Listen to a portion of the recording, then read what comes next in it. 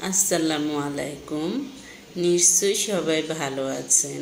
আলহামদুলিল্লাহ আমিও ভালো আছি।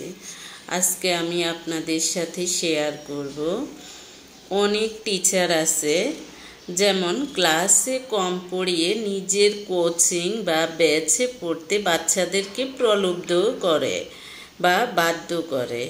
এগুলো করা থেকে বিরত থাকবেন, কারণ এতে আপনার ব্যক্তিত্ব নষ্ট হয়। বাচ্চারা এসে যখন বিভিন্ন গার্ডিয়ানদেরকে বলে, তখন দেখা যায় যে গার্ডিয়ানদের এগুলোর প্রতি অনীহা চলে আসে, বা দেখা যায় যে আপনার প্রতি শ্রদ্ধাবোধটা কমে যাবে। বরঞ্চ আবার অনেক টিচার আছে নম্বর কম দিবেন এ ধরনের হুমকি দেয়, বা দেখা যায় যে বিভিন্ন ধরনের যারা ওই টিচারের কাছে প্রাইভেট পড়ে বা কোচিং করে তাদের দিকে সুদৃষ্টিতে তাকায় বা সুনজরে তাকায়, তাদেরকে কিছু প্রশ্ন দিয়ে দেয়।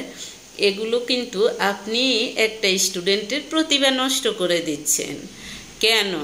কারণ আপনি ভালো রেজাল্ট করার জন্য আপনি তাকে সীমিত কিছু পড়াচ্ছেন, সীমিত কিছু কোশ্চেন দিয়ে দিচ্ছেন। সে ওই সীমিতটা পড়ে সে ভালো করলো, ঠিক আছে, কিন্তু তার পুরো বই সম্পর্কে ধারণা থাকবে না।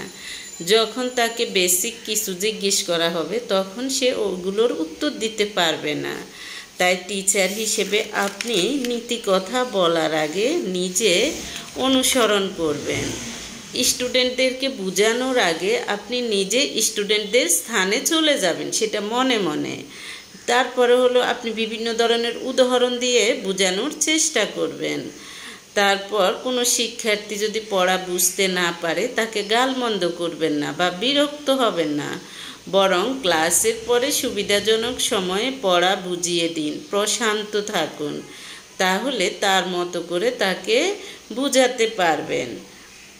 তারপর অনেক টিচার আছে দেখা যায় যে ভালো রেজাল্টদারীদের প্রতি সুনজর দিতে গিয়ে যারা অপেক্ষাকৃত কম ভালো করেছে তাদের প্রতি অমনোযোগী হয়ে পড়ে। আপনার একটু সহযোগিতা ও একটু চেষ্টা তাদেরকেও এগিয়ে নিয়ে যাবে।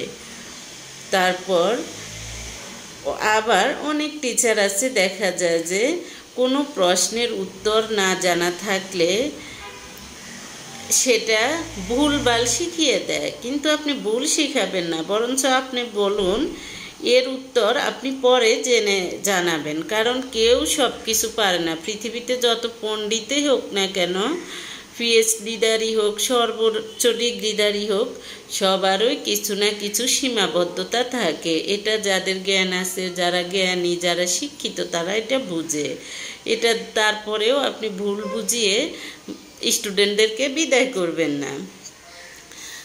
তারপর হলো দীর্ঘদিন কোনো শিক্ষার্থী আপনার ক্লাসে অনুপস্থিত বা অনিয়মিত থাকলে নিজ উদ্যোগে তার এবং তার পরিবারের সাথে যোগাযোগ করুন, এতে আপনার সম্মান বৃদ্ধি পাবে।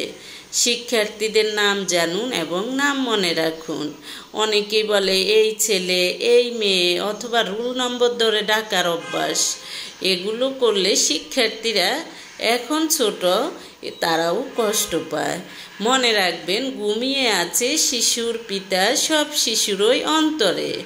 একদিন এই শিশু দেখা যাবে যে